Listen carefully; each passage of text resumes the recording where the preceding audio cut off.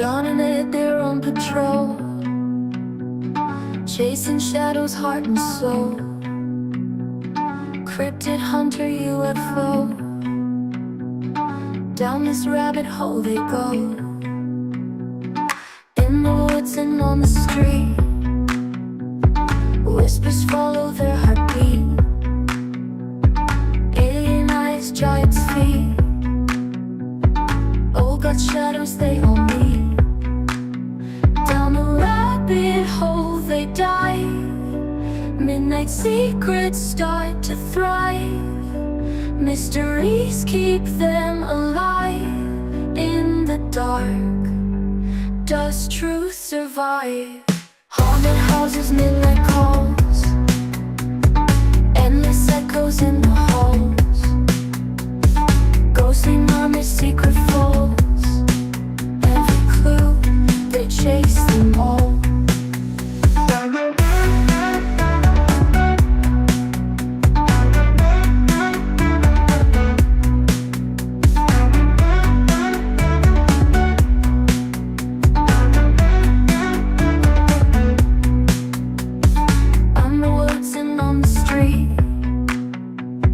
Whispers follow their heartbeat. Alien eyes, giant feet, old got shadows they all meet. Down the rabbit hole they dive, midnight secrets start to thrive. Mysteries keep them alive. In the dark, does truth survive? Haunting walls, they've got the key. Hidden fears, they set them free. Cryptid hunter, you and me. Down this rabbit hole, let's see.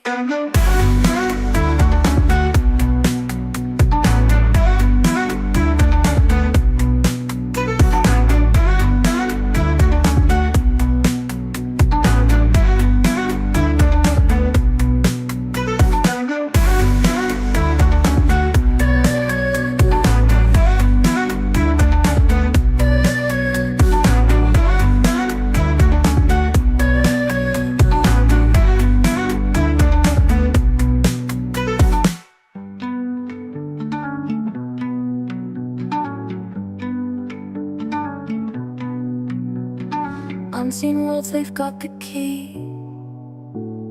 Hidden fears, they set them free. Cryptid hunter, you and me. Down this rabbit hole, let's see.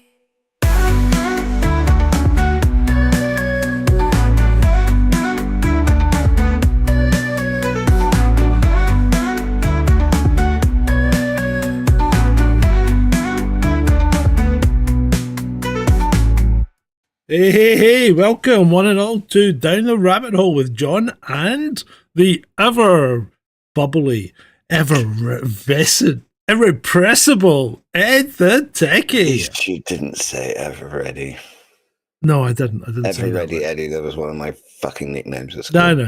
No, you shouldn't have told me that, mate. You shouldn't have fucking told me that. I know nobody's called me Eddie since I was at school. Since I moved to the UK, people started calling me Ed. Really strange. Anyway. But yeah, good evening, everybody. My name is Ed. I don't know if I'm particularly bubbly this evening because I'm feeling a bit pissed off with the world, but Yeah, well, we'll talk about that tomorrow night, Ed, on All In, because that's when we get rid of all our frustrations and whatever. That's the weekly catharsis, yeah. Yeah, so good evening to the troll room. It's early doors, but we've got Brett Mate, Nick to read us. And Julie and Robin, good to see you. Oh, and Shalini. Hello, Shalini. There we go. So that's something to start with. Let me just check that the vertical stream's running, see if we've anyone popped in there yet. It is running, but no one in yet. I shall give them a message. Remember, you'll need to be a subscriber for 5 minutes in order to comment.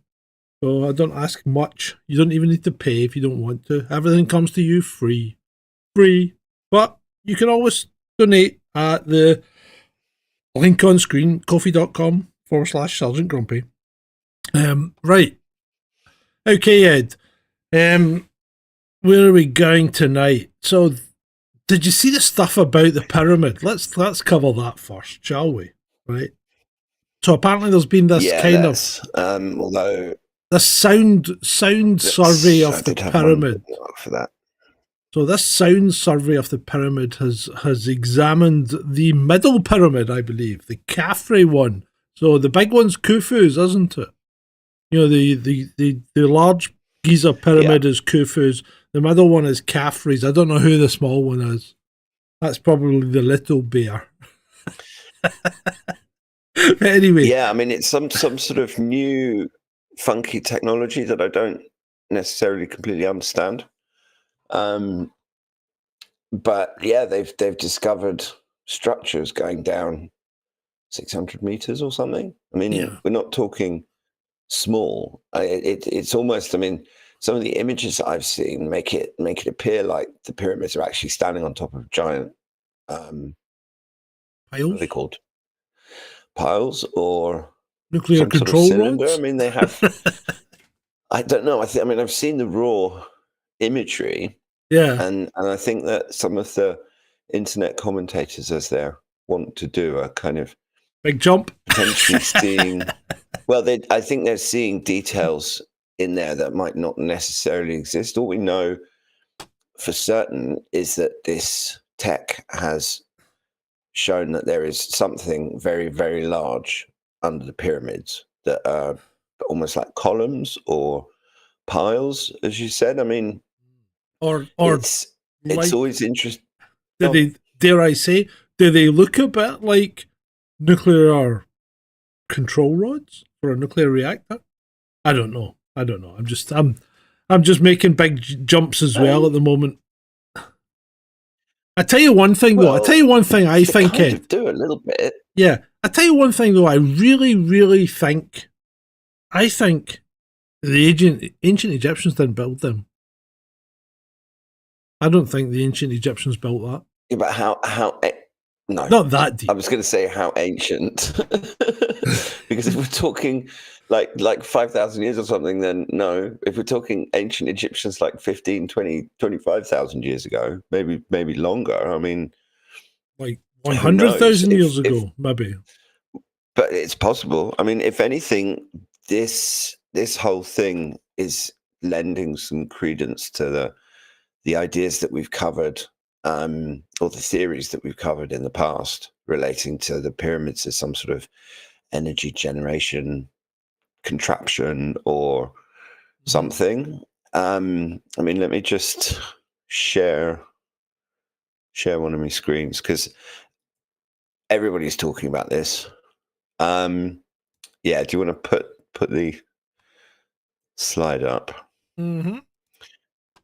So we have loads of internet talking heads that are currently discussing it, and you can see from that one essentially what they're saying is there. They're also indicating other structures potentially within the pyramid itself. Yeah. I'm not sure. They look a bit like the structures that are in. No, I mean, we've seen these structures in the big pyramid anyway, haven't we? These are the kind of things that, you know, how they crawl into the space.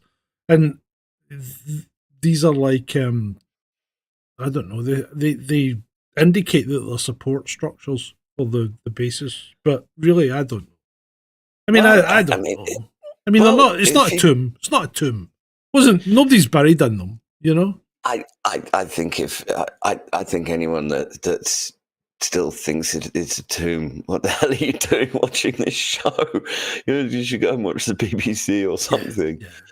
And I mean, when you actually think about the weight of these pyramids, I mean, it would kind of make sense to have something underneath them. If whatever's underneath them is not solid enough, then, I mean, if it was modern construction, you would put piles into the ground and then you'd build on top of the piles, like stilts, effectively. Yeah. I mean, if you look at the Netherlands, almost the whole country is built on stilts, but they're just in the ground.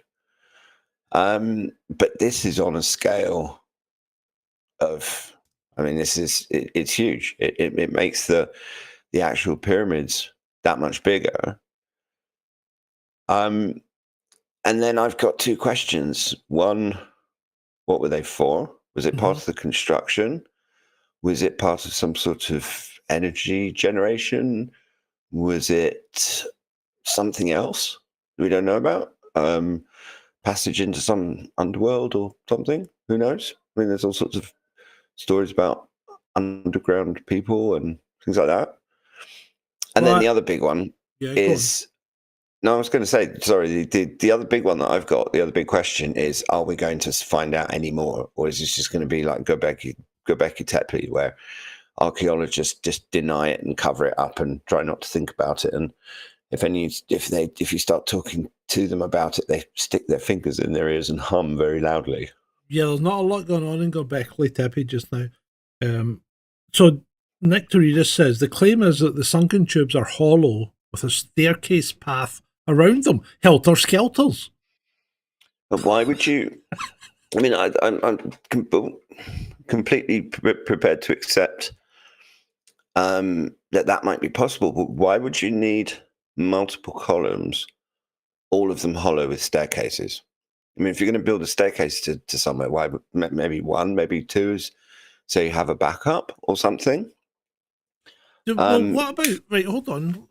Let's step back a bit. What about if these hollow tubes weren't buried?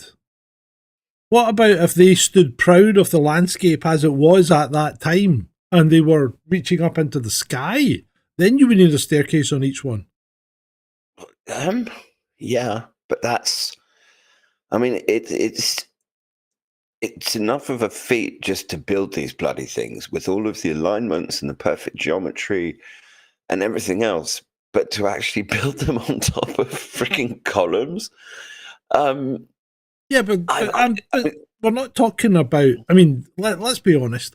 The ancient Egyptians didn't build these things. They had fuck all to do with them. I really seriously doubt that the ancient Egyptians actually built the pyramids in the first place. But let's... I don't think these ancient Egyptians know where the pyramids... I bet they knew about as much about where these things came from as we do. Yeah. So if these things were built, maybe they were built proud of the land at that point and it's filled in since. Maybe these were built hundreds of thousands of years ago. And I am not, you know me, I am not saying it's aliens. Definitely not.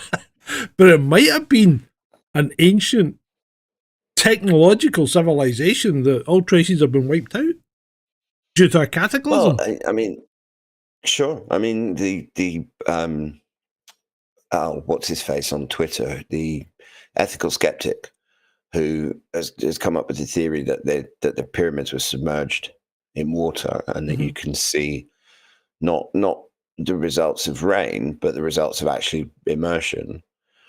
And if there was some sort of flood that deposited massive amounts of silt on this site or sand that wasn't there before, it's entirely possible this whole thing could have been buried over the course of thousands of years, which is what we're talking about. Yeah, it could have been. Until those floodwaters receded, you would have had ocean currents and all kinds of stuff, all sorts of different forces that were moving material, plus the initial cataclysm as well. Yeah. I mean, even just look at the Sphinx. I mean, that was buried up to its chin, wasn't it, when we found it? Mm-hmm. You know, it wasn't sitting proud of the desert. And they reckon there's things under the Sphinx as well. Mm-hmm. And I mean, if this is just one of the pyramids, is there stuff under all of the pyramids? Are we even going to find out? We know that there's stuff under the big pyramid because there are chambers and tunnels down there that we've been down, right? Because you can descend through some of them into like chambers that are filled with water and stuff like that. And there was some speculation about it being some kind of energy generation station because the water would come in and out from the Nile, which, if you go back enough years, was a lot closer to the pyramids than it is now. So, but is there anything below that initial shallow bit that we've looked at? Because that could maybe just be the icing on top of the cake, you know?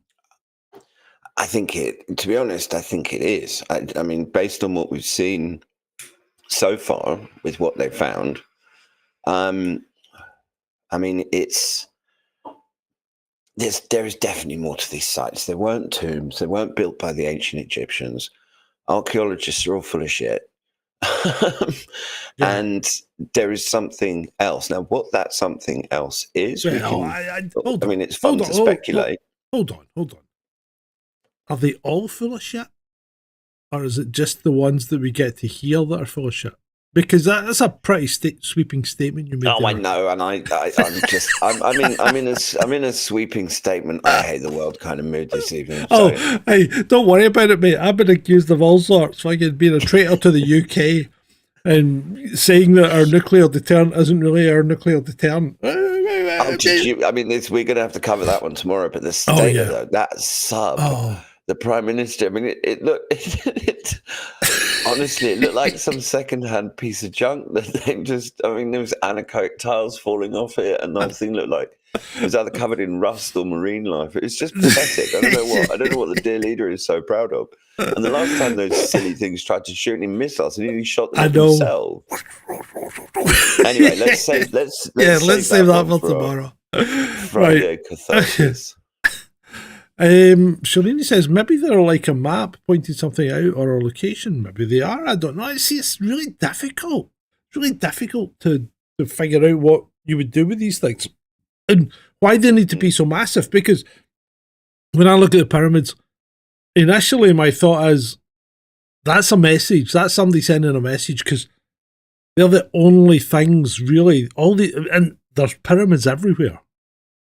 You know, they're not just in Egypt. There's pyramids fucking everywhere. They're all over. They're on every continent, aren't they? So, were pyramids a message that were being left for us because they knew what was coming? But then again, they didn't explain it very well, did they? Well, no, and if you were going to leave a message, you would maybe put one on each continent, but you wouldn't need to build them literally bloody everywhere. I mean, obviously that's an exaggeration, but to my mind, there's too many for them to be a message. And there's some of them, particularly the ones in South America, that actually have stairs. So that, I mean, the whole idea is that people go from bottom to top and they can walk up it, whereas the pyramids in Egypt never struck me as something that would they were designed clad for people to, They were clad in limestone, and apparently they would have been one hell of a sight because apparently they were gold topped as well.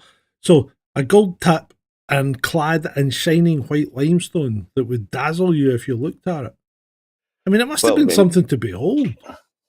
I mean, I bet that they were just unbelievable. But one of the more outlandish theories that Sitchin posits in his books that they were actually designed to be seen from space. And that they formed some sort of beacon for ships wanting to land or something. I don't know. I was always a bit skeptical about that one, but I'd suspect they would have been bright enough to be seen from space when they were originally clad with the gold top. But then, again, I mean, one of the more fascinating theories that has baked my noodle in recent years about the pyramids is the whole energy generation thing, that there was some sort of super advanced civilization that had figured out some method of generating energy that we either don't know about or has been hidden from us, along with lots of other things.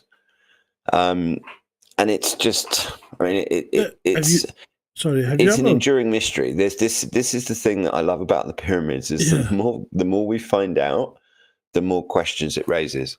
So have you ever seen anything about, our own country, for instance? And I'm not talking about pyramids, I'm talking about things like cathedrals and very old buildings and things where they have these strange appendages that you probably wouldn't need for anything, but when you actually look at what they were originally, they might be construed as maybe antennae or some kind of lightning device.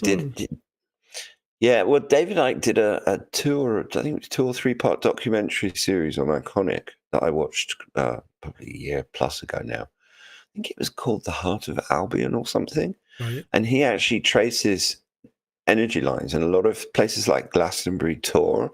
that a lot of these towers and stuff that were built on intersecting ley lines and energy lines and supposedly places of power. And now whether they were put there to channel that energy or to disrupt it in some way or to control it in some way is anyone's guess. But I mean, given how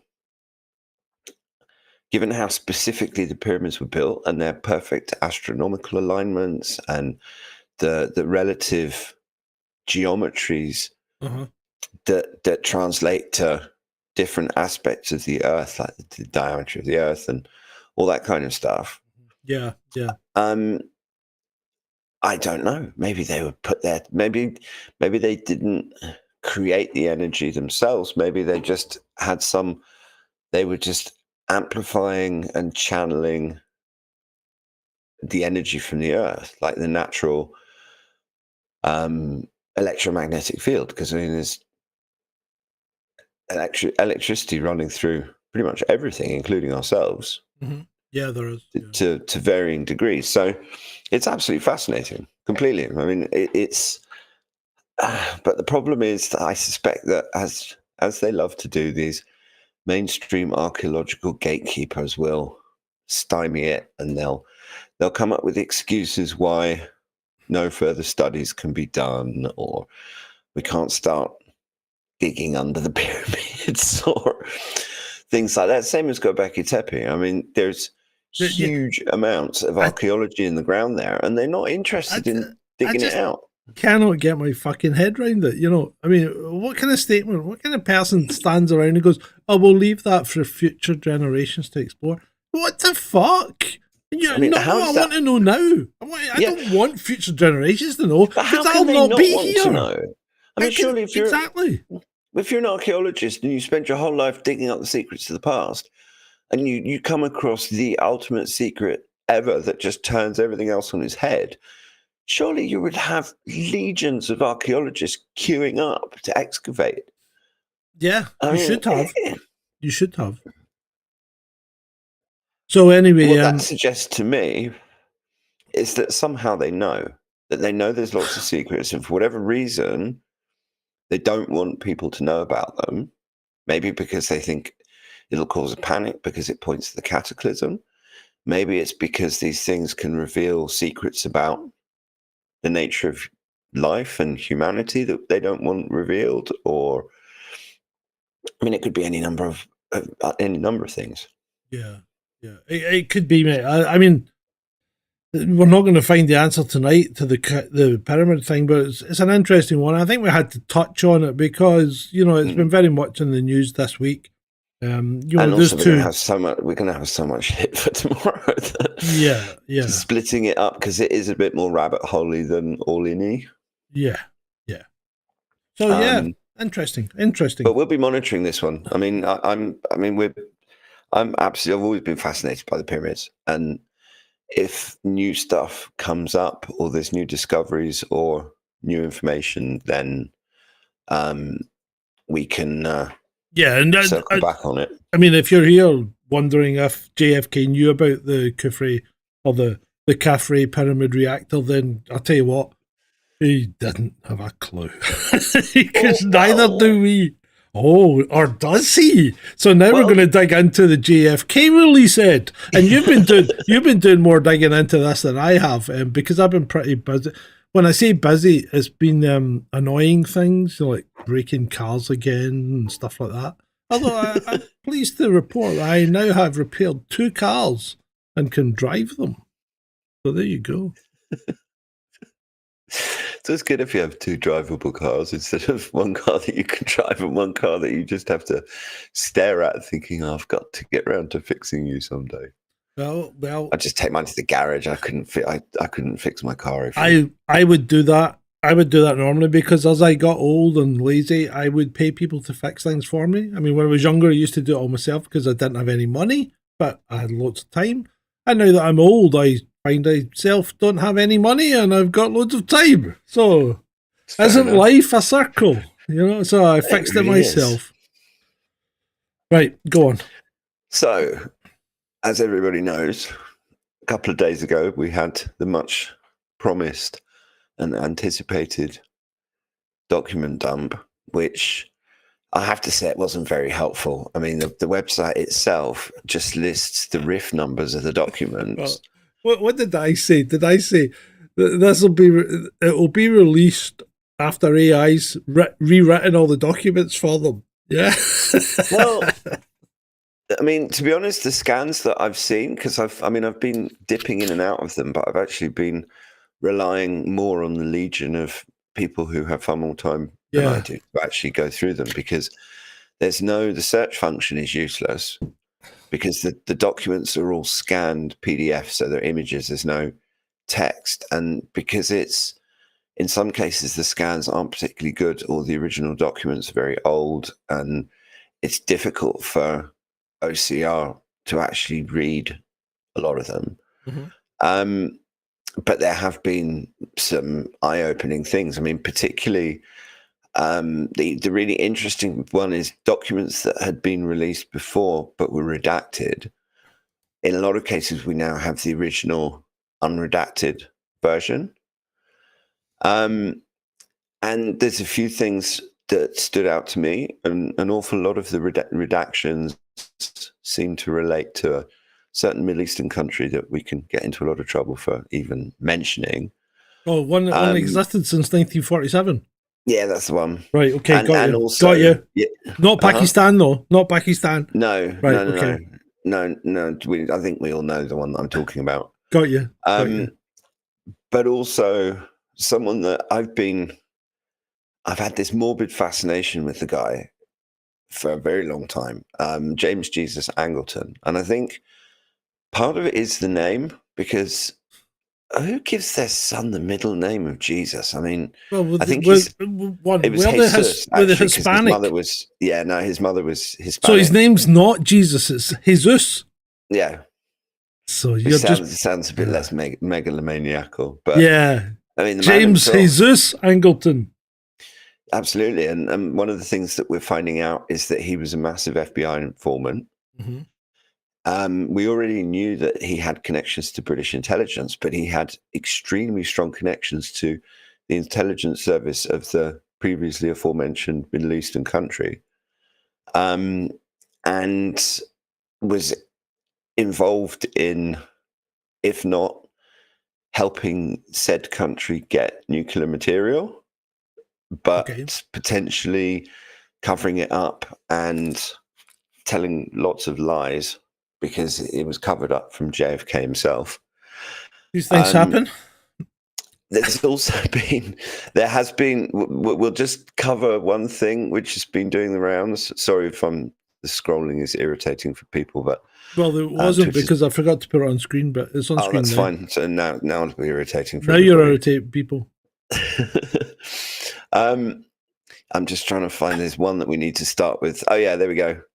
One of the revelations was, yeah, absolutely, and it's hilarious because Russell Brand has made this one famous, but he's made himself even more famous because he actually believes it. He doesn't believe it, surely. Oh, I don't know with that guy. I mean, it's a ridiculous statement that Penelope Keith was the lone gunman at Dealey Plaza. George Bush, maybe, but Penelope Keith, no. And I think that particular document just looks like quite a clever forgery. You think? One of the interesting. Let's see if we can enlarge this. Penelope Keith. Do you remember what was the Good Life? Yeah, with Felicity Kendall and Tom. But that was the reference in the document. Oh, was it? Right? Yes. She was recruited for the Good Life, was it? Fucking ridiculous. That's just ridiculous, mate. That's like, who made that up? Grok on acid. I mean, that is absolutely ridiculous. But I was wondering if a Good Life was maybe a code for something else and just happens to have connotations with a rather famous English sitcom. One of these things that I've found very interesting is this one. That the church committee Angleton testimony that was redacted exposed 500 spies. Polish. That 500 Polish Jewish spies. Yeah, that were basically emigrated to Israel. Yeah. And supposedly suggests that the CIA via Angleton was planting double agents to destabilize the Middle East. Which is, when you look at the current Israeli leadership. Yeah. Because Netanyahu's original name is Milikowski and he's Polish. Originally. So make of that what you will. But that was one of the bits, the highlighted bits in yellow that are a bit, I can't seem to zoom in. That's what this big section here that was redacted, that was talking about these Polish. Well, you can, if you can read it spies. out for the good people. Yeah, I've got to be able to. Hang on a minute. I thought I had a magnifier. Just bear with me one moment.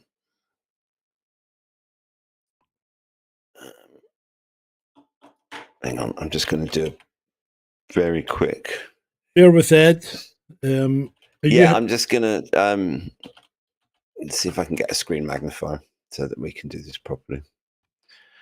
Magnifying glass over Zoom. There we go. Bum, bum, bum, bum. And the musical interlude, I said.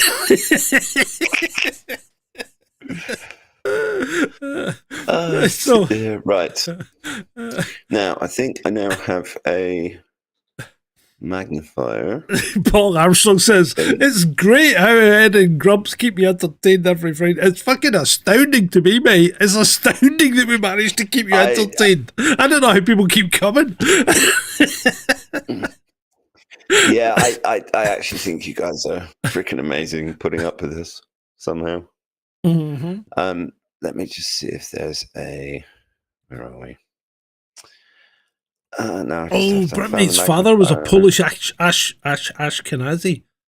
That's I don't even know what an Ashkenazi is. I must admit to being completely naive when it comes to religion. It takes me ages to find out about stuff, because I really don't the like Ashkenazis cults. were originally Khazars. I don't really like cults because the Khazaria, because they were in between. They had Christians on one side and Muslims on the other, and essentially the king converted the entire country to Judaism. And this is Khazaria, kind of Ukraine sort of area. And so Ashkenazi refers to the non-Semitic. Right, keep talking to them while I try and send Dave Barnes a link to the horizontal chat, because he's stuck on the vertical, and it doesn't appear to work if you put it in the thingy. Right, hold on.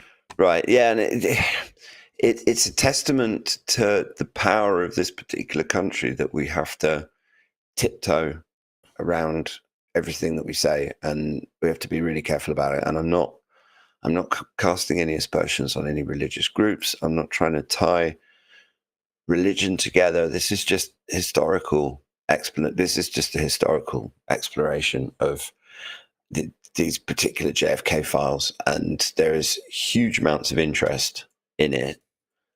And yeah, I just think that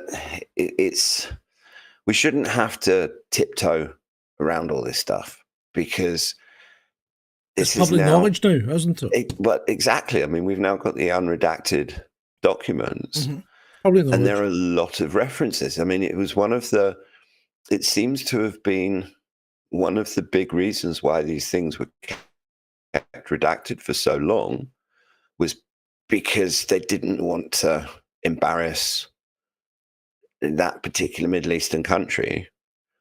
And there's all sorts of dodgy stuff. Let's just see if I can find a picture of Angleton. Where are we?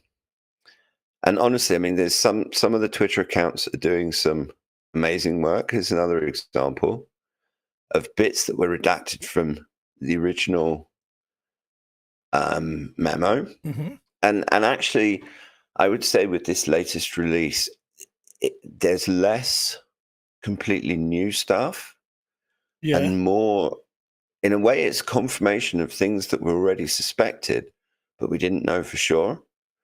And I mean, Angleton particularly, he seems to feature quite prominently in a lot of the stuff that I've seen, particularly because there's his testimony to the Church Committee, which investigated the CIA intelligence services. Mm-hmm.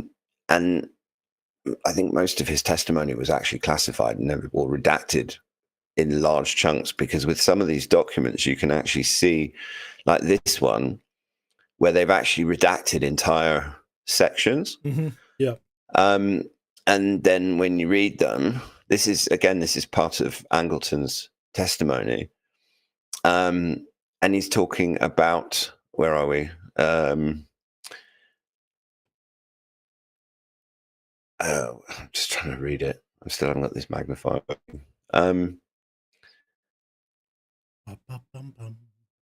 But it's all connected to nuclear weapons, because Israel has always had what they call ambiguity about it. So they've refused. I mean, everybody knows that they've got them, but they refuse to admit that they've got them, and they refuse to sign the non-proliferation treaty and nuclear non-proliferation treaty, I should say. So the thing is that this stuff is actually explosive to the point that it's really interesting that they've released these files, frankly. I mean, I know they said they were going to, and it took longer than they said it was going to, but the fact that they've done it, and if you mention this on Twitter, you get it's like sticking your face into a hornet's nest of bots and shills and the usual suspects that essentially just jump out on and immediately start attacking you and calling you various names and all this kind of thing. Yeah. And also, I'm not sure how much coverage it's getting in the media, because it's, I mean, apart from anything else, I don't actually watch the mainstream media. But there's interesting things that have been redacted about Oswald as well, and the fact that he was very much being tracked by the CIA. They knew where he was, and he had a handler. There's also a letter. One of the first things that came out was, where is he? This was the Good Life memo here. The lone shooter in Dallas, Texas on 22nd November 1963 was Miss Penelope Keith, star of the BBC television program The Good Life. Oh dear. But supposedly the Soviets had sent warning of the assassination to the Americans, and British intelligence knew 25 minutes before the assassination happened that something was going to happen. And let's see if this one has got. I'm just trying to find a picture of our friend Jesus. Where are we? Was that Trudeau's dad? You just scrolled by here. Yeah, let's go back down. There we go. You don't need to go back. I'm just saying. Well, yeah, another news. Bloody hell, he looks like him, doesn't he? Yeah.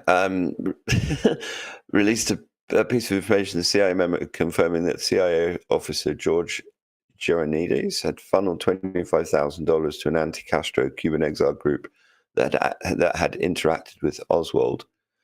Geronides later served as CIA liaison to congressional investigators in the 1970s without disclosing his 1963 role, a fact that was not fully known until now. The financial link suggests the CIA was indirectly connected to figures who tangled with Oswald, adding a layer of context to Oswald's pro-Castro, anti-Castro public activities in New Orleans. So all of this stuff is really just confirming things that conspiracy researchers dug up years ago and has been strenuously denied by everybody and his wife since then, only to now come out, oh yeah, it's all true. So yeah, conspiracy theories are, I mean,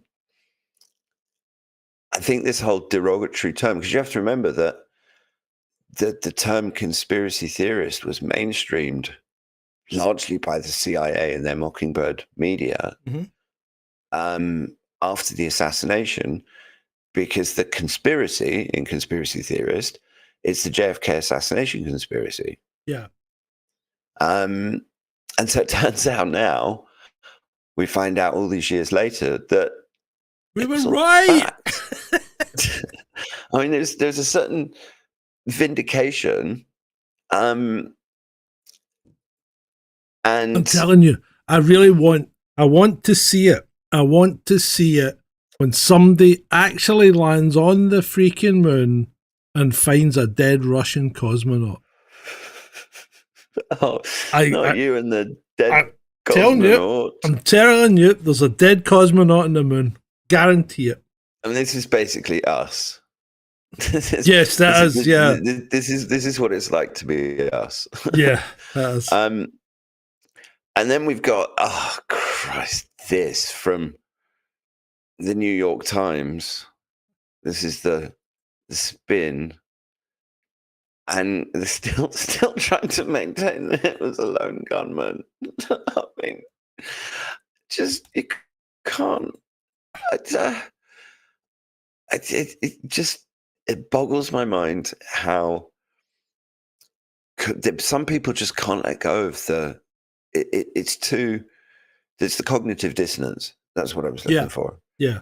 And the cognitive dissonance is so strong with some people that they will deny every single bit of incontrovertible evidence because it doesn't fit with with what they've always believed. And it's mind-blowing. I mean, here's another one. The CIA suppressed top officer James Jesus Angleton's connection to Israeli intelligence. Jesus, sorry, as shown by the newly redacted JFK assassination records file. Angleton had subverted JFK's policy of preventing Israel from acquiring nuclear weapons and was praised by Mossad head Meir Amit as the biggest Zionist of them all. Angleton was also found to have hidden documents from the Warren Commission on the assassination of President Kennedy. Shortly before he died, Angleton stated, "The better you lied and the more you betrayed, the more likely you would be promoted. Outside of their duplicity, the only thing they had in common was a desire for absolute power." And this is one of the ones that was previously released. Yeah. But it was redacted. Yeah, but what was redacted? Just that bit, the Israeli intelligence service, Mossad. Yeah. Mm-hmm. Yeah, but I mean, you could read that and still reckon that you knew exactly who they were talking about, couldn't you? Absolutely, but I mean, there's also stuff relating to Hungarians. So what we find out is this section, Hungarian freedom fighters. The Hungarian freedom fighters was interested in information on them to see. So now we know what that was. The Hungarian freedom fighters were agency sponsored. Oh, right. Okay. So the whole conspiracy theory about the CIA. It was the CIA. Yep. There we go. It was the CIA. It's boom, case closed. Let's move on. Yeah. We've also got our old friends. This one stood out because I know how much everyone on the show likes these guys. Which is that the Rothschild Palace was being used as an intelligence station. Yeah. So. And was it? Was it? Well, it's here. A fellow named Nestor Sanchez and Mr. Fitzgerald. Yes, I really can't recall some of the other people. We had just moved into the station at that time in Paris, out of the embassy into the old Rothschild Palace. And we felt that it was probably bugged, so all conversations took place. We walked around the garden and that type of thing. You know, I was walking with somebody was in front of me, and you just overhear conversations. So that again confirms something that we knew or suspected, which is the connections between that particular rich family and intelligence agencies. No, actually, Praveen's come up with a good one here. He says, for all we know, Jackie ordered the hit for his tryst with Marilyn Monroe. Yeah. Although Well, what was Jackie's background? Where was she from? I'm not sure. Jackie Kennedy. What was her name before she was Kennedy? I mean, I remember her as Onassis, but Bouvier. That was Bouvier, Jackie Bouvier. Now, like Jacqueline Bouvier. Yeah. So what is she? Is she like a? Was she like a big family, like the Clintons, or? Let's just hang on a sec. Let me just do a Why bit did of that come? research. Why did the Clintons pop into my head at this point in time? Well, there was one of someone had done a mock-up of. I didn't actually save it as a bookmark because it was a bit silly, but it was done with the exact font and everything else. It looked like one of these new classified documents, and it just said, "I have information that will lead to the arrest of Hillary Clinton," signed John F. Kennedy. We should make one that says, "I have information that will allow Nicola Sturgeon to get off with the Operation Branch Form stuff." Oh, sorry, I've let that slip. We're going to cover that tomorrow night. Yeah, we will. Don't worry. Yes, well, so Jackie Kennedy was she an art history person? I'm just looking to see. It's her family you want to know Jacqueline about. Bouvier, born 20th of July 1929. What's her family Father background? was a stockbroker. John Vernew. Forget it. A stockbroker's not high enough. Well, okay. I'm just checking. Unless he's swinging it with the Rothschilds and. Yeah, no, it was. Her father was a stockbroker and her mother was a socialite. Yeah, I'm not thinking they're high enough up in the old, eyes wide shut circle. But after the assassination, she did marry Onassis, who was one of the richest people in the world and had his own private island in the Mediterranean. Yes, he did. So, that's true. That's true. And if you, I've flown in his helicopter. No, seriously, I have, because Strathclyde Police bought his helicopter, his old helicopter off his yacht. It was a Balco 105, a military one, and used that as their police helicopter. And I've been up in it.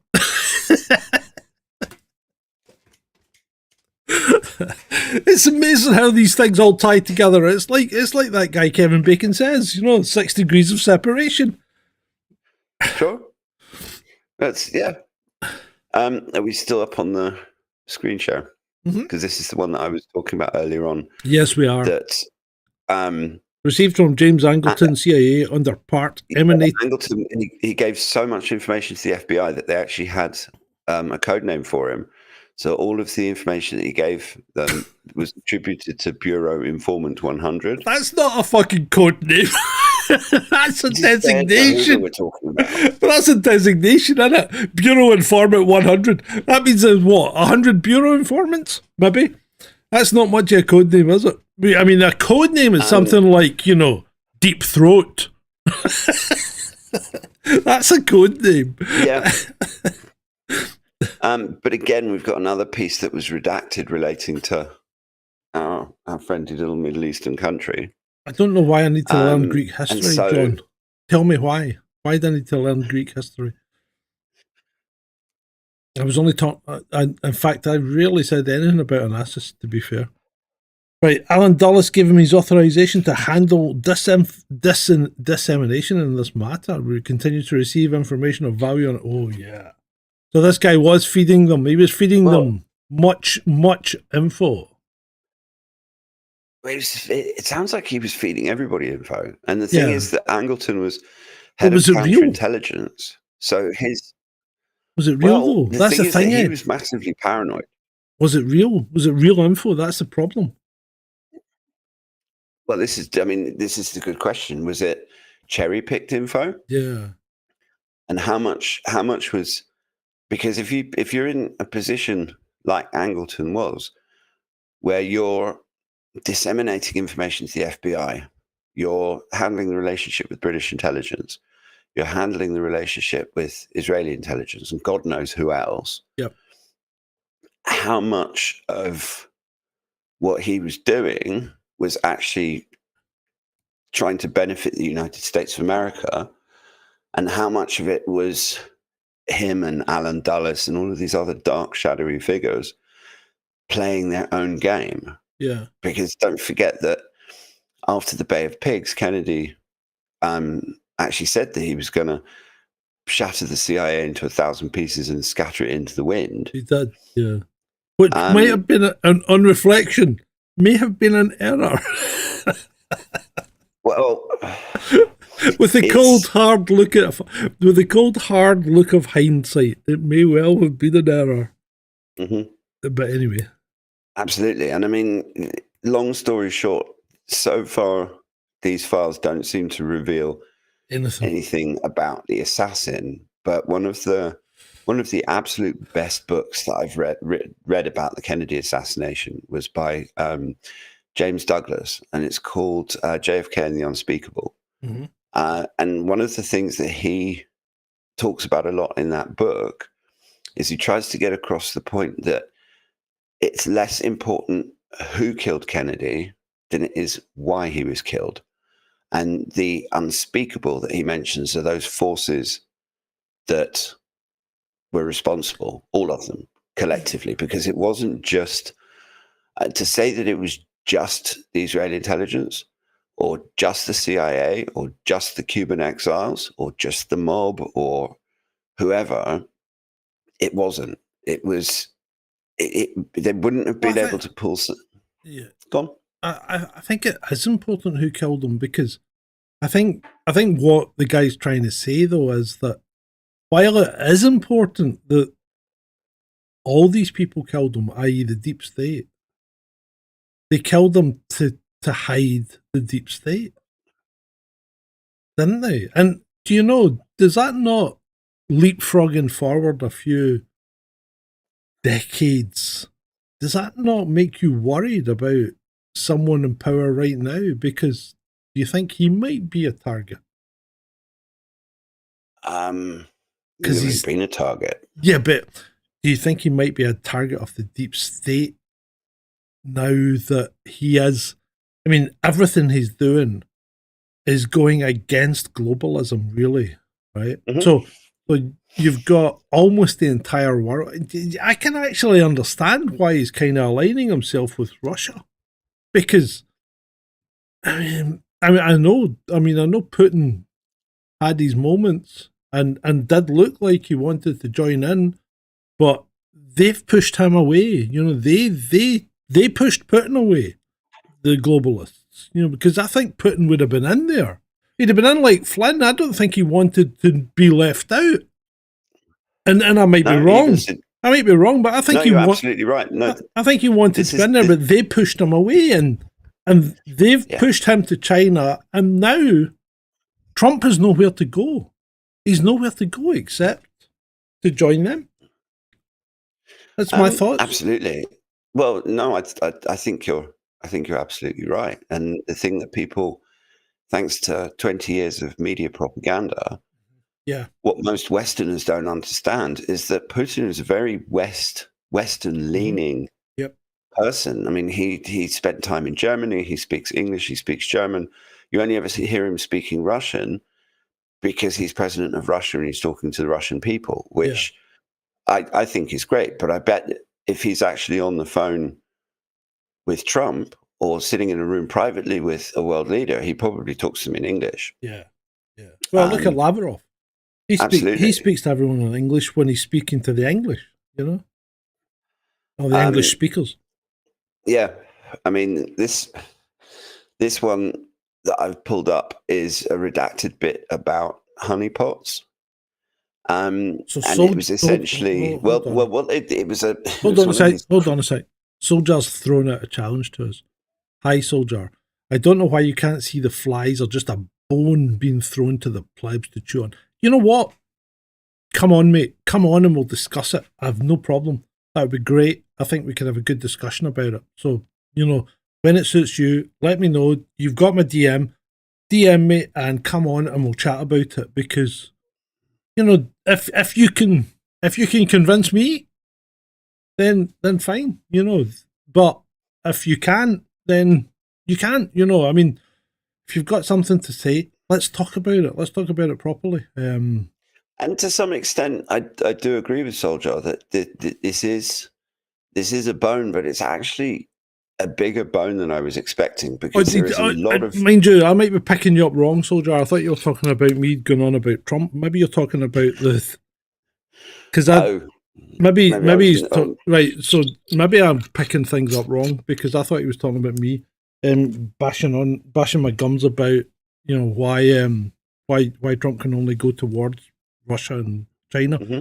But if you're saying this, you know, the JFK files, oh yeah, that is a bone. That's just fluff. That's just fluff, mate. But I'd still love to get you on the show. Just love to get you on the show.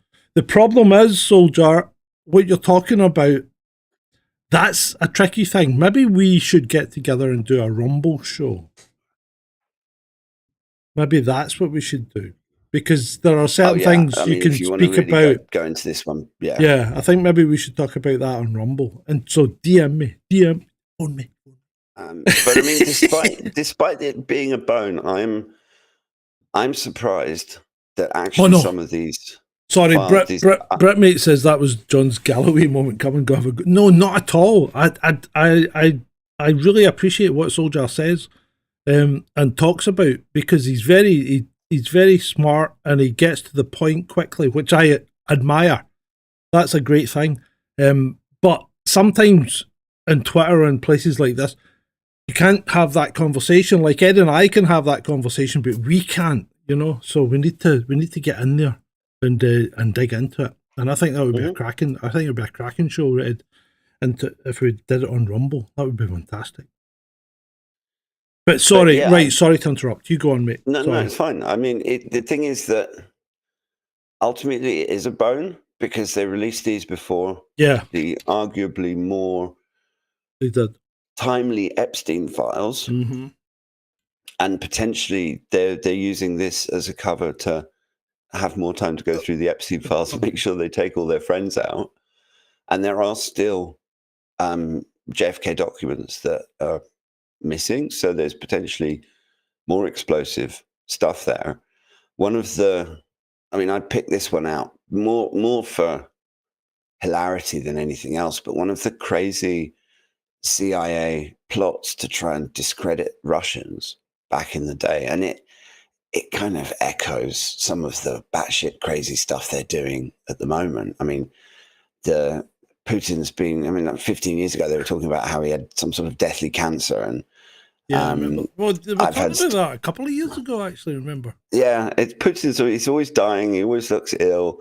They have people analyzing his body language. It's, oh, no, that's a body double and all this nonsense. But back in the 1960s, the CIA were trying to discredit Russian politicians. And so they would use photographs of rooms in the Kremlin, like offices in the Kremlin, and they would recreate the room on a studio set in Hollywood. And then they would get people who looked very much like particular Russian politicians and put them into compromising situations with women, and then try and use that as blackmail material. So, I mean, some of the more batshit crazy James Bond stuff actually did happen. I mean, it's and you have to. I just wanted the watch that would unzip a girl's dress as you slid her hand down her back. Where are we? If you had a magnet powerful enough to do that on your watch, you'd have screwed your watch, wouldn't you? Mm-hmm. Yeah. Absolutely. I mean, one of the other interesting things that's come out is the unredacted version of Schlesinger's 15-page memo that called for JFK to break up the CIA, which went out in 1961. And that's interesting because a lot of the criticisms, shall we say, being leveled at the CIA, when we look at the passage of time and everything that's happened since the assassination and how little control subsequent American presidents have had over the CIA, it's it raises a lot of questions, and it's undoubtedly there was CIA involvement in the assassination. There's a sketch that Bill Hicks does, and he did that. And for those who don't know, Bill Hicks was a '90s comedian who died far before his time, and he was a precursor to people like Dennis Leary. Dennis Leary actually stole a bunch of his shit. But Bill Hicks does this sketch where he's like, I know exactly what happens when a new president is elected in America. That after the inauguration and swearing in, and he gets back to the White House, and he's expecting to go straight into the Oval Office and like get to work.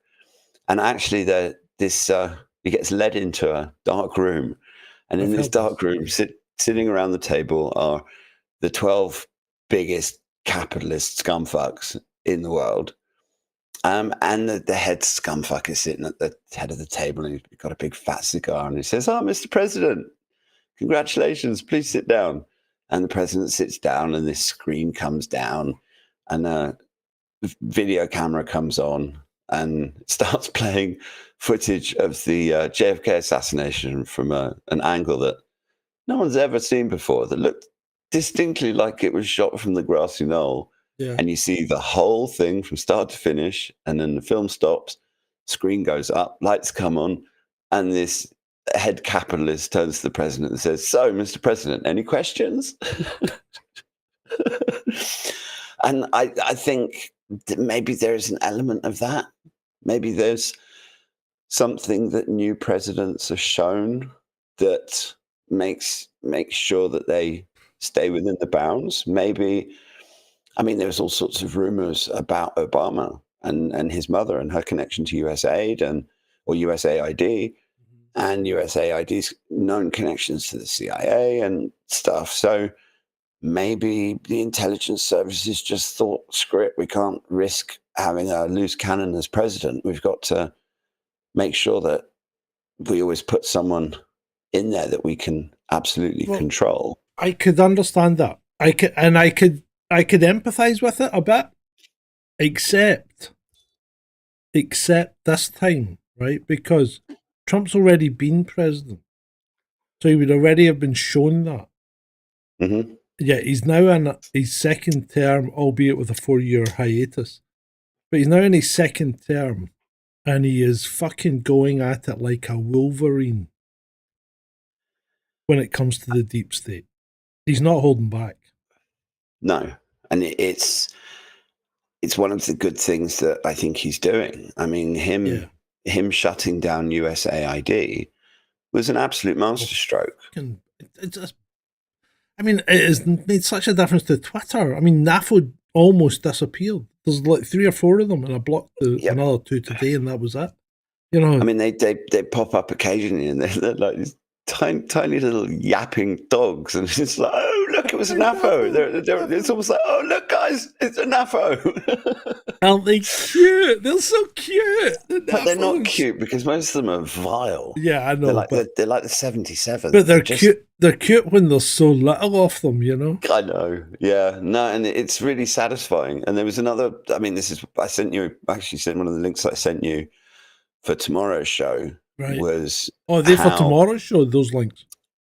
No, those links were for JFK. Right. Okay. No, I haven't sent. No, it's a bookmark. Because I have 2 bookmark folders, and so my list of links for tomorrow is going to be ridiculous. Oh Jesus. Okay. But get stocked up, people. Tomorrow will be a marathon.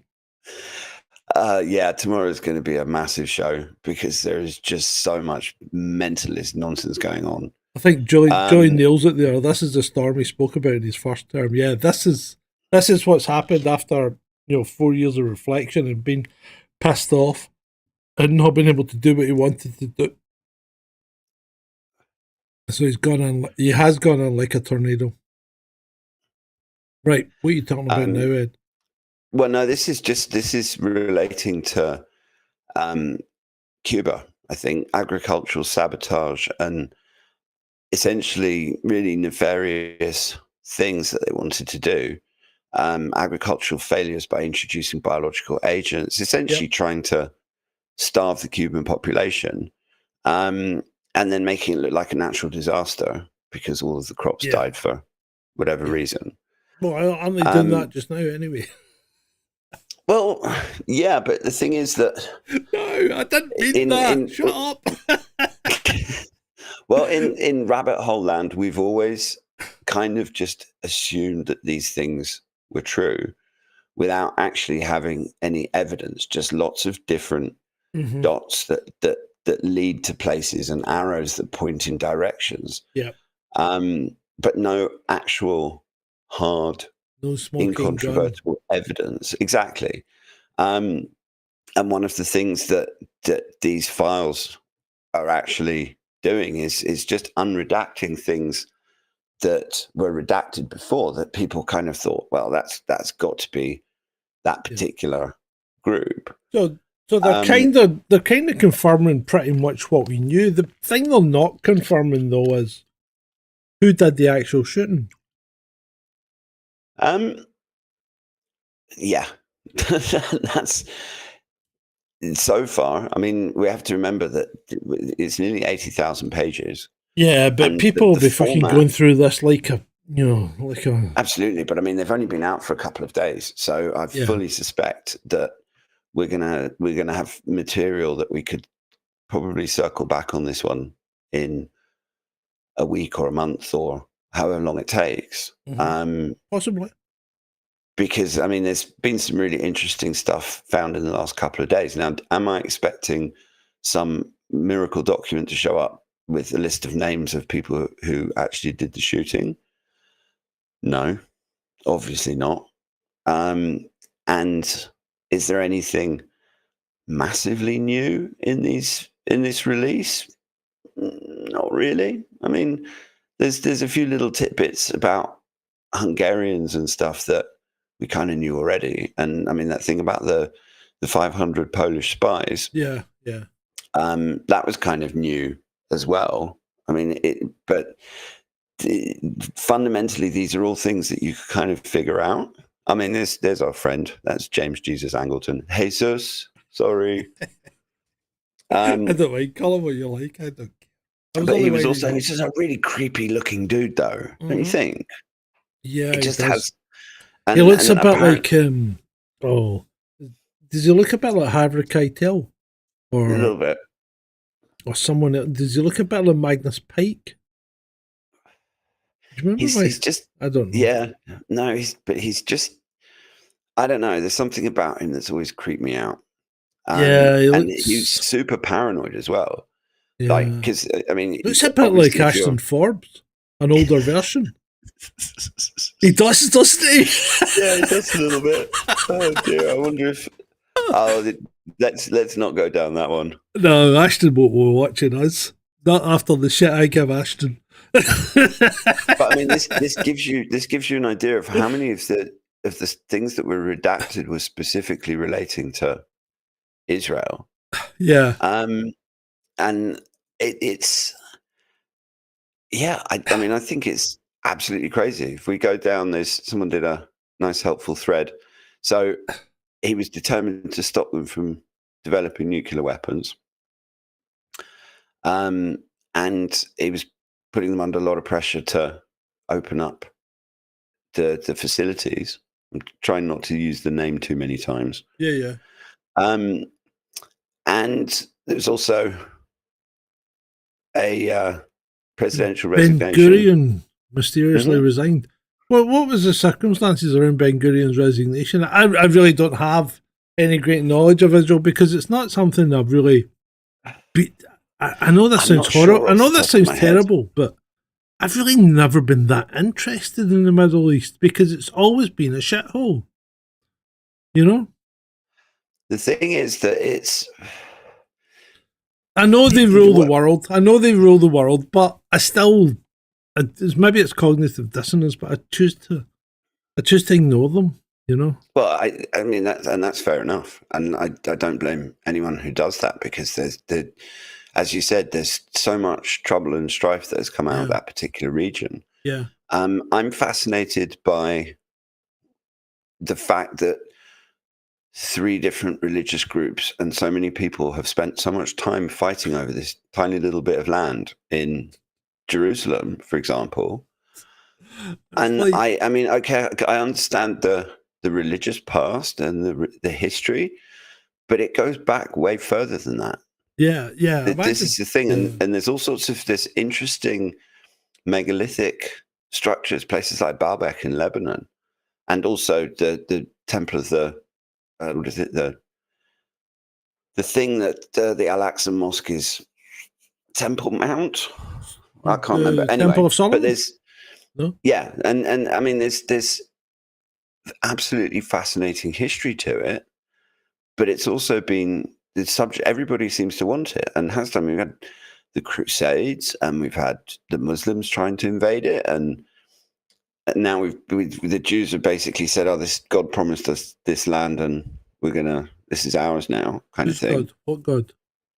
Well, they're God, obviously. Well, yeah, I know. I see that. That's a big get out, isn't it? You know, well, God promised us this, so we're going to have it. Well, hold on a minute. What God? Who's God? When did he say this? You know, can you prove it? Imagine taking that to court. Imagine taking that to court and saying God promised us this. Yeah. Could you imagine? You imagine going to court and they're saying you were caught driving without a license. Well, God said I could drive. I mean, how the fuck are they? That's a defence, isn't it? I mean, every countries can use it. So why can't you? Well, God said it was okay. Well, but hold on a minute. God doesn't. Well, hold on. God is the ultimate arbiter in this case because God arbitrates over. You know, he holds reign over everything. So surely, if God said it was okay, it's okay. That might be an out for every crime ever committed. Unless it goes against the 10 Commandments. Because I don't think there's a 10 Commandments that says you must not drive without a license. Mm-hmm. So there are still just tap the screen, Dave, and that gives you your like. Anyway, go on. Well, there are still things that are redacted, and there's still something that's being hidden. In this particular case, we have a section of comment that has been blacked out. And this relates to Cuba. Interdepartmental Coordinated Committee of Cuban Affairs, possible retaliatory actions by the Castro government. In response to reference memorandum outlined below is the status of existing contingency plans for those priority situations agreed upon at our meeting of September 12, 1963. The numberings of paragraphs below corresponds to the format utilized in the attachment to reference memorandum and includes the actions for which Department of Defense specific or related military contingency plans exist. And so we have actions against US targets in Cuba, harassment of Guantanamo, cutting off of the water supply, and then there's a big blacked out comment. We don't know what that is. And then it talks about, in addition, evacuation of non-essential personnel in 24 hours or less can be accomplished if directed. Closing access to the base by Cuban workers. This is Guantanamo Bay. This is essentially a memo. They're going to poison the water supply. Well, yeah, it's contingency plans for what happens if the Castro government decides to act against the US naval base at Guantanamo Bay. And so one does have to wonder why, because I mean, it's a fairly innocuous memo. Why would you have this bit still redacted after 60 years? Because it's something to do with the Bay of Pigs, no doubt. Well, yeah. Well, who knows? You know what? I'll be honest. I thought at the time when they said they were going to release this, I thought this is going to be a nothing burger because anything that is really, really critical is never going to be released because it's either been shredded or it's been rewritten. Yeah, but I'm still. The thing that surprises me is, given how much power the Israel lobby has in the US, how these things went out unredacted. Because I mean, they're having to do a massive propaganda exercise, and I mean, let's face it, they're the world's experts in internet propaganda and have been for at least 20 years because they were.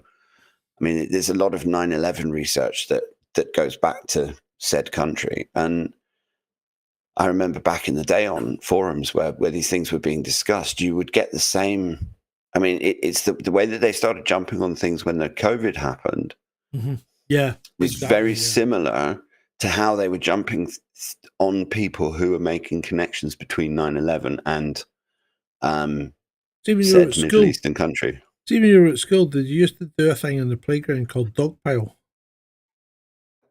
Yeah. You would pick one person, and then somebody would shout dogpile, and you would all jump on him till the poor guy was covered in like 15 kids. Yeah. Yeah. And that's kind of what they do to us all the time. They dogpile us, don't they? Absolutely. And I mean, that's why we have to be as careful as we're trying to be doing a show like this, because it's ripe for being jumped on. But there are whoa, hold on. We've got hold on. Sorry to interrupt you, Ed, because Profane Truth, right? Profane Truth has made a statement here, which means he's considerably older than I am, right? So we must bow down to this guy and say, well, this guy has lived experience. I was in grade 4 when JFK was killed. School shut down early. They sent us home. All the teachers crying. Everyone glued to the TV for 3 days. Well, I can believe that. I was in a hotel room in San Diego when the planes hit the towers. And I remember turning the telly on to see one tower burning, and then shortly thereafter another one piled into the other one, and thinking, bloody hell. I mean, I these things very clearly as well. Yeah, these things are life changing when you see them and when they happen. Absolutely. Now, here's a fun. This actually segues neatly into another little known fact about the JFK assassination. That it was one of those events that everybody knew what they were doing when Kennedy was assassinated. Everyone knew what they were doing when Apollo 11 supposedly landed on the moon, although that's a subject for much debate that we're not going to go down, particularly at this time. Do you remember that? Hang on, let me finish. Sorry. Wait, let me finish. Sorry. Nearly done. But there is one person on the planet, probably the only one, who doesn't know where he was when Kennedy was assassinated. Do you know who that person is? Well, that would be you, because you weren't born. No, George H.W. Bush. Oh, no, he was in Dallas. We know that he was in Dallas. Well, no, but he never admitted it. But we know he was in Dallas. There is actual documentation to say that he was in Dallas. There's pictures. Mm-hmm. There's pictures. People have done analysis on the hairline. He was in Dallas. Definitely. Nectaridus was 13 during the Cuban Missile Crisis. Holy shit. He's considerably older than me. I bow down to you, sir. I bow down to you. He was in a boarding school. He had rich parents. We all thought we'd be dead by the morning. Yeah. Well, the 60s and 70s were interesting times. I remember the 70s more than the 60s because I was pretty young in the 60s.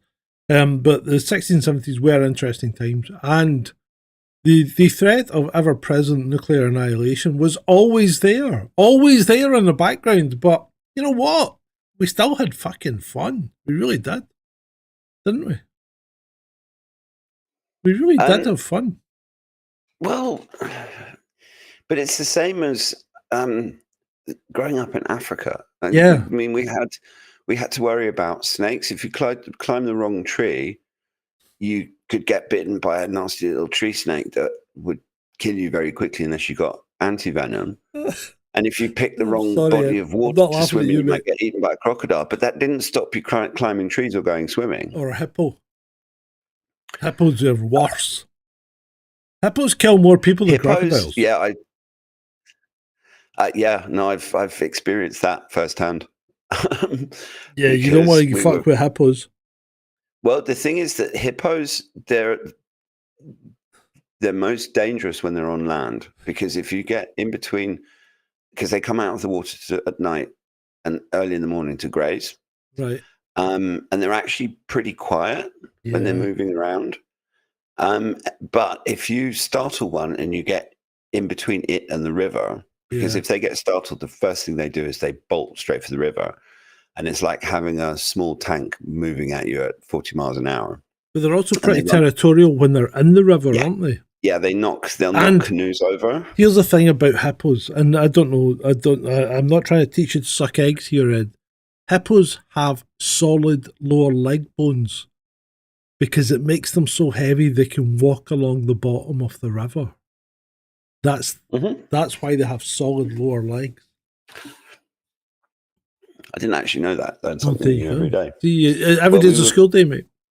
Well, we were fishing on Lake Tanganyika once. Oh, I think I just about knew you were 15. going to say Tanganyika. A lodge called Mfuri. And one of the things that, because we'd use this little bait called capento, it looks a little bit like whitebait, tiny little fish. Yeah, okay. And we buy that from a fishing village that was just across the lake. It was about half an hour by boat. And one of my little things I used to love doing, because we used to go up there loads, and I'd always go out on the first morning with the boatman to zoom across the lake and go and get the bait very early. And so he said, "I'll come and get you at 4:30. Don't come down to the jetty. I will come and get you." And so I was up and had a cup of tea. And well, I didn't make it. I literally was getting impatient, because I'm not most impatient of people. Mm-hmm. And I thought, fuck it, I'm going to go down to the jetty anyway. And I put 1 foot down on the ground because the chalets were slightly raised. So there's a few steps down to the ground. And I literally was just off, 1 foot was off the bottom step. And I hear this slight thumping sound. And about 10 seconds later, this gigantic brown fucking thing just goes running past me. I mean, you'd be surprised for something so big. Yeah. Oh, they can shift. Yeah. Oh, they really can. And then about a minute later, I heard this splash, and my foot went back onto the lower step, and I walked back. I think I'll just wait here. Yeah, and my old man came charging out of the chalet, and he was like, "What the fuck was that?" I was like, "I think I nearly got run over by a hippo." Yeah, that would not have been good. But anyway, so I mean, we're nearly at past. I think there's potentially still more stuff that's going to come out. Well, I think there will be. I think this is another one, Ben, another one, Ed, where we're going to have to do a watching brief. Mm-hmm. Yeah. Well, there was this just before we finish, which is. This is rabbit holes linking together. And this was a memo that was sent by John F. Kennedy on November the 12th, 1963, to the director something at the Central Intelligence Agency. Now, why would you redact the director's position? Don't know. Because that would identify who it was? Well, not necessarily. Is it a name or is it a position? Because if it was a name, that would probably be common knowledge. But if it was a position, if it's a position, they would know the name that they would be associated with that position at that time.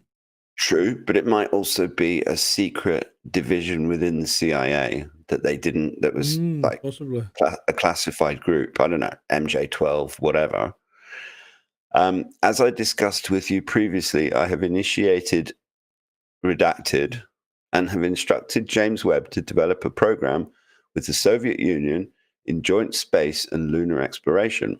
It would be very helpful if you would have and this was a bit that was redacted that's been unredacted, high threat cases, reviewed with the purpose of identification of bona fide as opposed to classified CIA and USAF sources. It is important that we make a clear distinction between the knowns and unknowns in the event the Soviets try to mistake our extended cooperation as a cover for intelligence gathering of their defense and space program.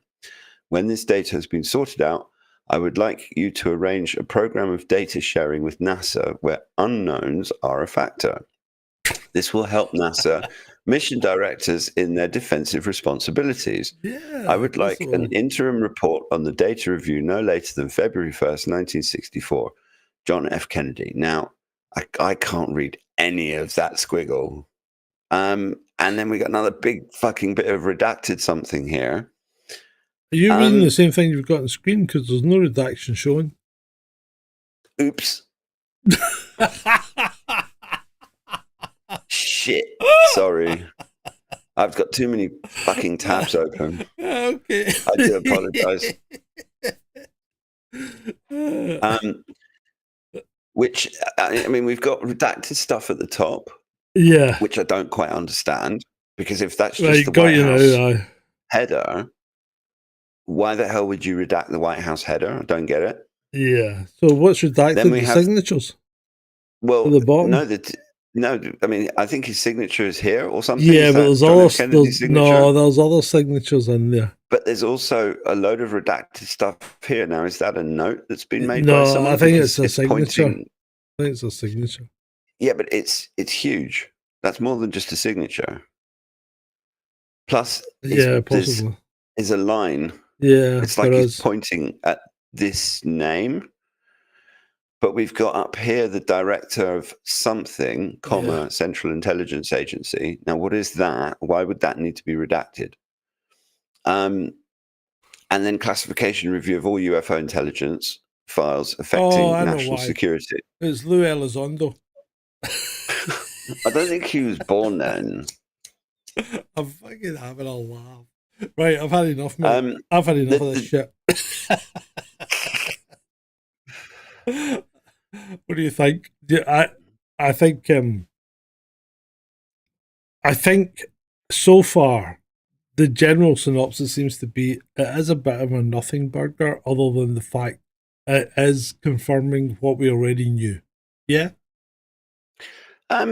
Yes. And am I being disingenuous? Am I being Well, so far, I mean, we've only had 2 days. There's 80,000 pages of document. Yeah, there is. But there's a lot of people going through them.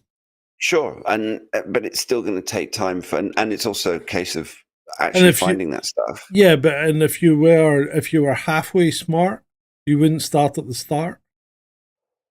You know, because everybody will start at the start. So jump in somewhere. I've been looking through them at random, and all I can say to the people going through them one at a time is good on you. Someone needs to give them a medal or buy them some beers or something, because there's a lot of innocuous bullshit in there. Mm-hmm. There's like one page, like weird things that just don't really seem to say much of anything at all. You've heard the phrase, haven't you? Bury it in bullshit. Yeah, but I mean, this particular memo is because, I mean, there's plenty of assassination research conspiracy people that said that one of the reasons he was taken out was because he was wanting to share top secret stuff with the Soviet Union related to these unknowns that he's talking about in this memo. Yeah.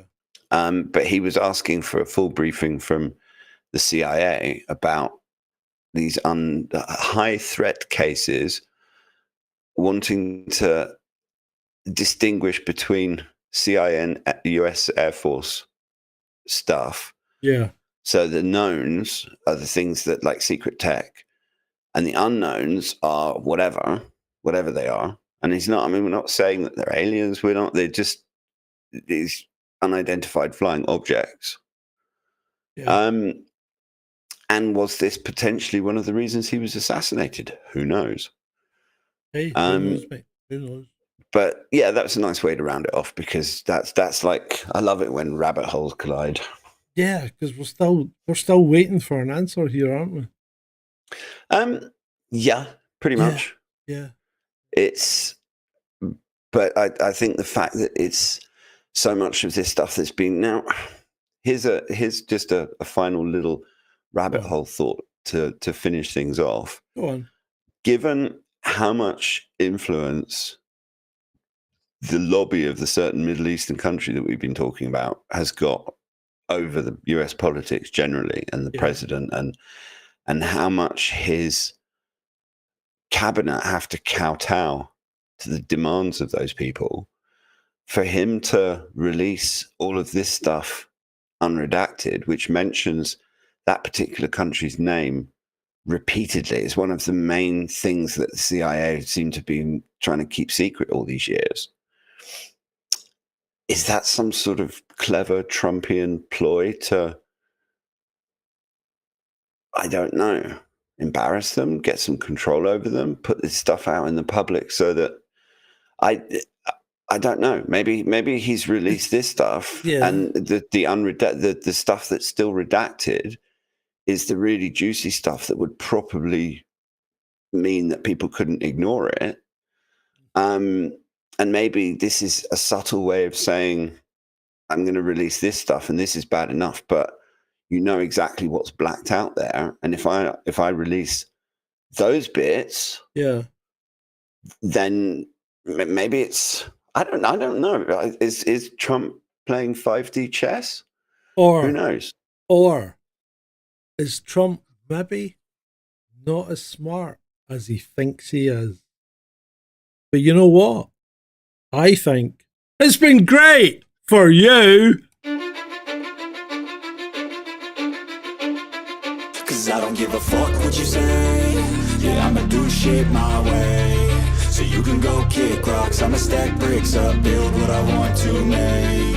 Yo, I got a lot of shit to say, so I'ma do this every day. I'll be writing things until I'm fucking buried in my grave. 6 feet deep under, but my body won't decay. Cause my messages are timeless, so they'll put them on display. Oh yeah, I rap with a certainty, I have a sense of urgency. A message for eternity, for everyone internally. I had some people burning me, but now they fucking learn to see I ain't the one to fuck with. Now they looking nervously, and I don't really care what you think of me respectfully. You can kick rocks if you think you're fucking better, see. I will outwork you, turn you to an enemy. Hurt you so bad that you're gonna need some therapy. I got the motherfucking recipe. I've been cooking up hits, I'ma leave a legacy. You'll be looking small when you're standing right next to me. I'm 5'10", bitch, but I'm 10 feet. Cause I don't give a fuck what you say.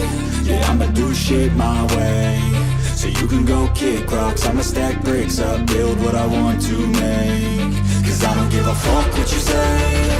Yeah, I'ma do shit my way. So you can go kick rocks, I'ma stack bricks up, build what I want to make. Yeah, I'ma do it my way.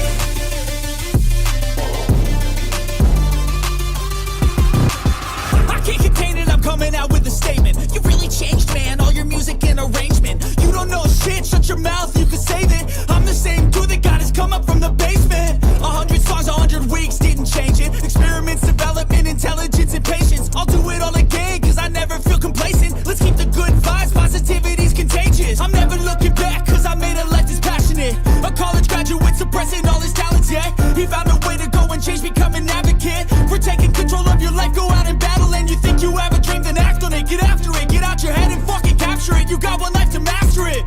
Don't give up on your future, we all start losers. We're all late bloomers, gotta struggle through the sewer. What you say? Yeah, I'ma do shit my way. So you can go kick rocks, I'ma stack bricks up, build what I want to make. Cause I don't give a fuck what you say. Yeah, I'ma do shit my way. So you can go kick rocks, I'ma stack bricks up, build what I want to make. Yeah, I'ma